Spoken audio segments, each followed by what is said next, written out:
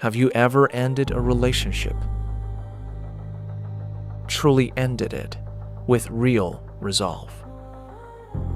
And then found yourself months or years later in the same dynamic with a completely different person.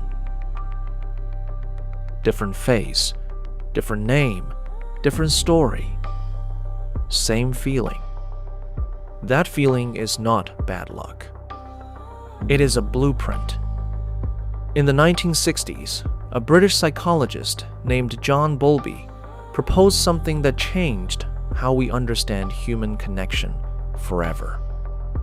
He said that the bonds formed in the earliest years of life between an infant and the person responsible for their care create an internal working model, a template, a set of deep, pre-verbal assumptions about what relationships are, what love feels like, whether closeness is safe, whether your needs will be met or ignored or punished. This template doesn't stay in childhood. It travels with you into every relationship you form, into every moment of closeness and conflict and longing and withdrawal for the rest of your life. Researchers identified 4 primary attachment styles. The first is secure attachment, built when a caregiver was consistently present, attuned, and safe. People with this foundation move into relationships with a baseline of trust. They can be close without losing themselves. They can experience conflict without fearing abandonment. They ask for what they need without it feeling catastrophic. The second is anxious attachment, built when love was present but inconsistent, when the caregiver was sometimes warm, sometimes distant, sometimes overwhelmed. The child learns. Connection is possible, but uncertain. I must work for it.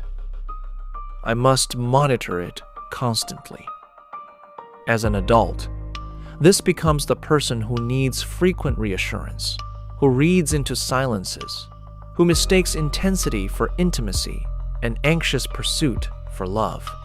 The third is avoidant attachment, built when emotional needs were consistently met with distance, discomfort, or dismissal. The child learns. Needs are a burden. Closeness is unsafe. Self-sufficiency is survival. As an adult, this becomes the person who genuinely wants connection but pulls away when it arrives, who feels suffocated by intimacy, who mistakes emotional distance for independence. The fourth is disorganized attachment, built in environments where the caregiver was both the source of comfort and the source of fear. The child has no coherent strategy because the person they need to run toward is also the person they need to run from.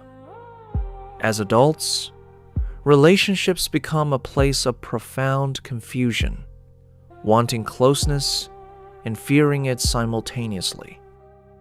Here is why this matters so much. The anxious and the avoidant tend to find each other, not because the universe is cruel, but because each confirms the other's deepest belief.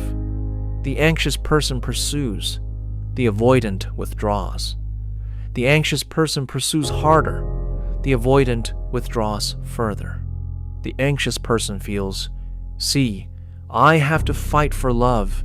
It is never freely given. The avoidant person feels, see, closeness means losing myself. I was right to protect my space. Both are playing out a script written before either of them could speak. And here is the hardest truth. The relationships that feel most magnetic, most electrically, urgently necessary, are often the ones most closely matching the original wound. Familiar does not mean right. It means recognizable. And the nervous system, as we explored, equates familiar with safe even when the pattern causes pain. So how do you change this?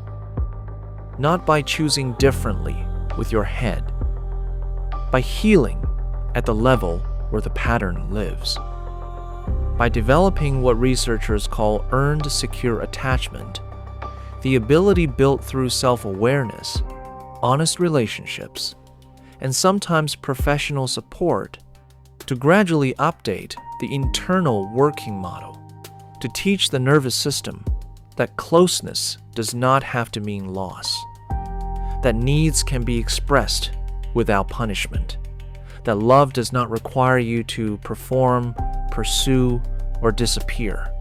This doesn't happen in a single realization. It happens in the small, repeated experiences of being genuinely met by a friend, a therapist, eventually a partner, without the expected withdrawal or punishment or condition. Each one lays down a new expectation. Each one tells the nervous system, this time it is safe. You are not condemned to repeat what you learned. The blueprint is not the building. It is only where construction began.